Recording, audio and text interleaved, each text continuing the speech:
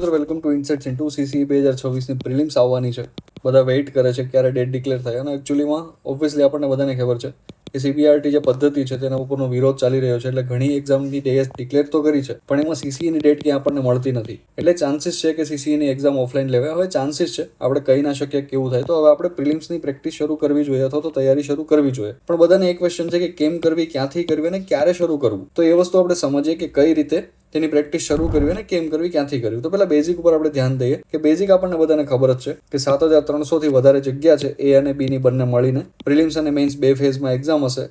એમાં combined prelims હશે CBRT પદ્ધતિ. અત્યારે નોટિફિકેશન એવું કહે છે, હજુ આગળ કઈ ડિસિઝન ચેન્જ થાય કે ઓફલાઈન લેવાની છે તો આપણને ખબર નથી. પણ અત્યારે એવું આપણે ધારીએ કે એક્ઝામ સીબીઆરટીમાં જ લેવાશે. અને મેઇન્સ છે ગ્રુપ એની ડિસ્ક્રિપ્ટિવ હશે, ગ્રુપ બી ની ઓએમઆર એમસીક્યુ બેઝ હશે. તો પ્રિલિમ્સ ઉપર વાત કરીએ કે પ્રિલિમ્સનો બેઝિક ફંડા શું છે. પ્રિલિમ્સમાં આપણને ખબર છે કે 150 માર્કની એક્ઝામ હશે. 150 માર્કમાં 150 ક્વેશ્ચન હશે, એટલે હરેક ક્વેશ્ચનનો 1 માર્ક હશે. તેનો 120 મિનિટ એટલે કે 1.5 કલાકનો ટાઈમ આપવામાં આવ્યો છે. 2 કલાકનો કે 120 મિનિટનો ટાઈમ મળશે. અને તે ઉપરાંત જે નેગેટિવ હશે એ 0.25 માર્ક છે કે નેગેટિવ તમારો ખોટો પડે છે તો. અને જે પણ જગ્યા હશે કે ગ્રુપ એ માટે કે ગ્રુપ બી માટે જે પણ જગ્યા હશે તેનું બંનેનું અલગ અલગ મેરિટ બનશે, મેરિટ લિસ્ટ. અને તેમાં જગ્યાના 7 ગણાને એ લોકો મેઇન્સ લખવા માટે બોલાવશે. હવે ગ્રુપ એ માટે પણ અલગ લિસ્ટ બનશે, ગ્રુપ બી માટે પણ અલગ લિસ્ટ બનશે. ઠીક છે. અને એની જગ્યા ઓછી છે બી કરતા, એટલે ઓબ્વિયસ છે કે જે લોકોને એ આવશે એ લોકોને બી તો આવવાનું જ છે. અને એના સિવાયમાં ઘણા લોકોને બી પણ આવવાનું છે. તો હવે આપણે સમજીએ કે બેઝિકલી પ્રિલિમ્સ જે છે સીસીની, એ પ્રિલિમ્સમાં એનું બ્રેકડાઉન શું છે. તો ફર્સ્ટ ઓફ ઓલ તેને 5 ભાગમાં એને ડિવાઈડ કર્યું છે.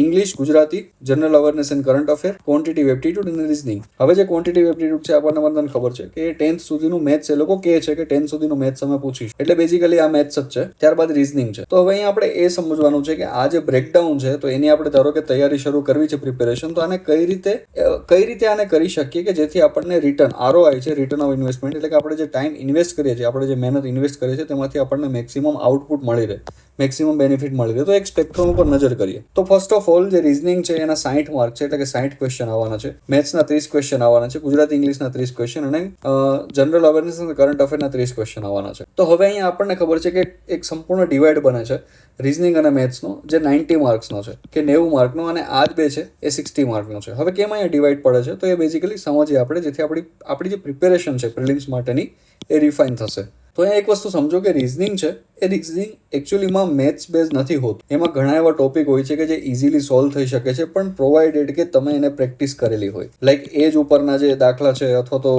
પ્રોબેબિલિટી ઉપરના દાખલા છે. ઘણા એવા રિઝનિંગના જે દાખલાઓ છે, ટોપિક છે કે જે માત્ર તમને પ્રેક્ટિસથી જ સોલ્વ થશે. એમાં કોઈ થિયરી તમને એટલી બધી કામ નથી આવવાની. જો તમે કંઈ ગોખીને ગયા છો કોઈ સૂત્ર કે આ તો ઠીક છે, ક્યાંક જો લાગી ગયું તો ઠીક છે, બાકી એ હંમેશા પ્રેક્ટિસ પર જ કામ કરે છે. બીકોઝ રિઝનિંગનો નેચર જ એવો છે. અને એટલા માટે જ લોકો રિઝનિંગ છે એના માર્ક વધારે રાખતા હોય છે કોઈ પણ એક્ઝામમાં. જ્યારે મેથ્સ છે એમાં ઓબ્વિયસલી કે થિયરી બેઝ હોય છે અને તમને પ્રેક્ટિસ ઉપર વધારે એનો ફાયદો થાય છે. પણ એમાં ઘણા બધા સૂત્રો તમે યાદ રાખો, ઘણી બધી પ્રેક્ટિસ કરો, જે અમુક જે કી છે કે કોઈ શોર્ટકટ છે તો એનો અહીંયા યુઝ થવાનો છે, તો મેથ્સમાં એ કામ લાગી જશે. પણ રિઝનિંગમાં પ્રેક્ટિસ સિવાય કોઈ ઓપ્શન નથી. બીકોઝ ઘણા ક્વેશ્ચન એવા છે એમાં થોડું પણ મેથડ ટ્વીક કરે છે તો આપણે આખું જે મેથડ છે એ મેથડ ચેન્જ થઈ જાય છે. એટલા માટે રિઝનિંગ કરવું ઇઝી છે, રિઝનિંગ બેનિફિશિયલ પણ છે. બીકોઝ એમાં માત્ર પ્રેક્ટિસ ઉપર જ છે. જેટલી તમે પ્રેક્ટિસ કરશો એટલે તમારી રિઝનિંગની એબિલિટી તમારી વધશે. ઠીક છે ને. એટલે એમાં કોઈ થિયરીઓ બહુ ઓછી કામ કરે છે. જનરલી તમને પણ ખ્યાલ હશે, મને પણ ખ્યાલ છે.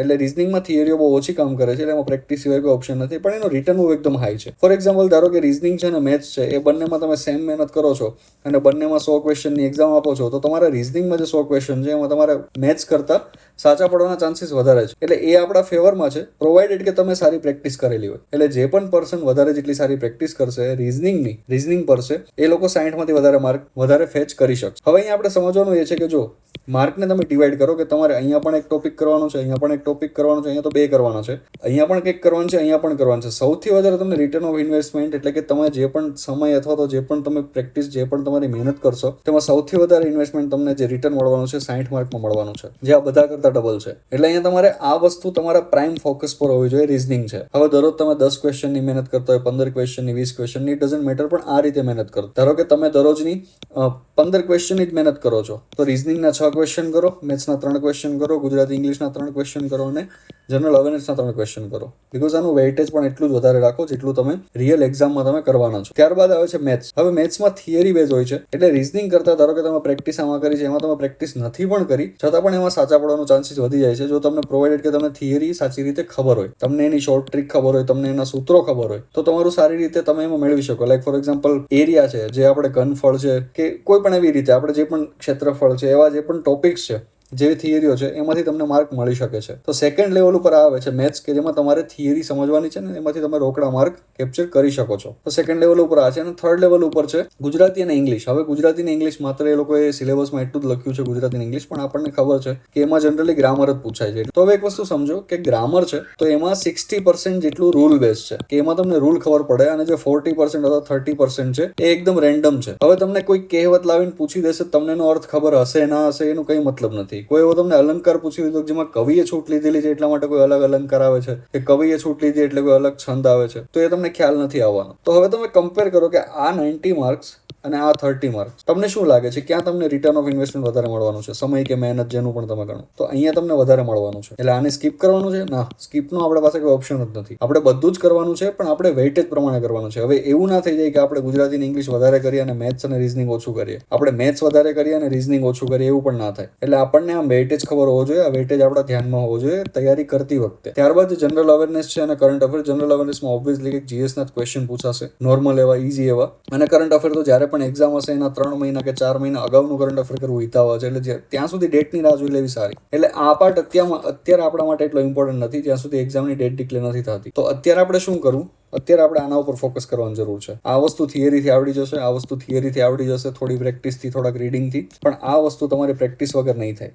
આ વસ્તુ થિયરી ઉપર થવી અશક્ય જેવી જ છે. એટલા માટે આ વસ્તુને સમજો, આ બ્રેકડાઉન સમજો, આ વેઇટેજ સમજો અને હવે તમારી તૈયારી શરૂ કરો. આગળ આપણે ડિસ્કસ કરીશું કે ભાઈ રિઝનિંગ છે તમે કઈ રીતે એમાં પ્રોફિશિયન્સી લાવી શકાય, કયા ટોપિકને આપણે વધારે પ્રાયોરિટીમાં રાખી શકીએ, કયા ટોપિકને આપણે બેક પ્રાયોરિટીમાં રાખી શકીએ. અમુક ટોપિક એવા છે કે જેમાં જનરલી કેવા ટાઈપના ક્વેશ્ચન પૂછાતા એના ઉપર આપણે ડિસ્કશન કરતા રહીશું આગળના વિડીયોઝમાં. કે મેથ્સ છે તો એમાં કઈ રીતે કરતા રહીશું. તો અને આગળ આપણે એ પણ ડિસ્કશન કરવું છે કે અત્યારે પ્રી કરવું કે મેઇન્સ કરવું, એના વિશે પણ આપણે વાત કરી છે. તો એ પણ લોજિક તમને સમજાઈ જશે કે અત્યારે આપણે પ્રીમાં ધ્યાન આપવાની જરૂર છે કે મેઇન્સમાં જ્યાં સુધી ડેટ નથી આવતી ત્યાં સુધી. એટલે આ એક સ્પેક્ટ્રમ છે જે માર્ક્સનું અથવા તો ડિવિઝનનું, એ આપણને ખ્યાલ હોવું ખૂબ જ જરૂરી છે કે આપણે જે પણ મહેનત કરીએ છીએ એના આપણને સામે વળતર કેટલું મળે છે. એટલે એ આપણા ધ્યાનમાં હોવું ખૂબ જ જરૂરી છે. હવે આપણો બધાનો તમને ખબર છે કે ઇનસાઇટ્સનો અત્યારે મેઇન્સનો કોર્સ લોન્ચ થવાનો છે. 20th એપ્રિલથી શરૂ થવાનો છે કે જેમાં ઓનલાઈન લેક્ચર્સ હશે મેઇન્સ માટે પર્ટિક્યુલરલી, ગુજરાતી, અંગ્રેજી અને જીએસના બધા જ ટોપિક માટે. ત્યારબાદ ડેઇલી 14 ક્વેશ્ચન એટલે કે 14 પ્રશ્નો મળશે. કે 14 પ્રશ્નો કયા હશે કે એમાં 2 ગુજરાતીના, 2 ઇંગ્લિશના અને ત્યારબાદ 10 જીએસના ક્વેશ્ચન મળશે મેઇન્સના.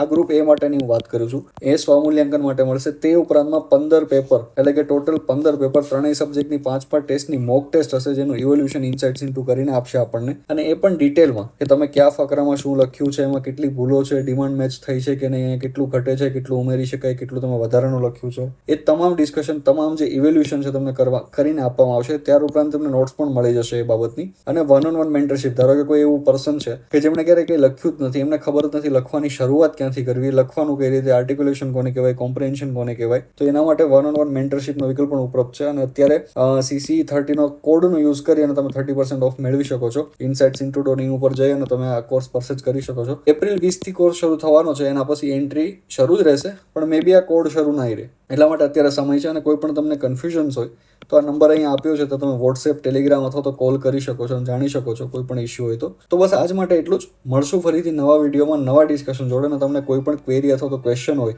તો આ નંબર ઉપર અથવા તો વિડીયો ઉપર કોમેન્ટ કરીને અથવા તો DM કરીને તમે જણાવી શકો છો. આપણે એના ઉપર વિડીયો બનાવવાનો પ્રયત્ન કરીશું અને મળીશું ફરીથી નવા વિડીયોમાં. Thank you.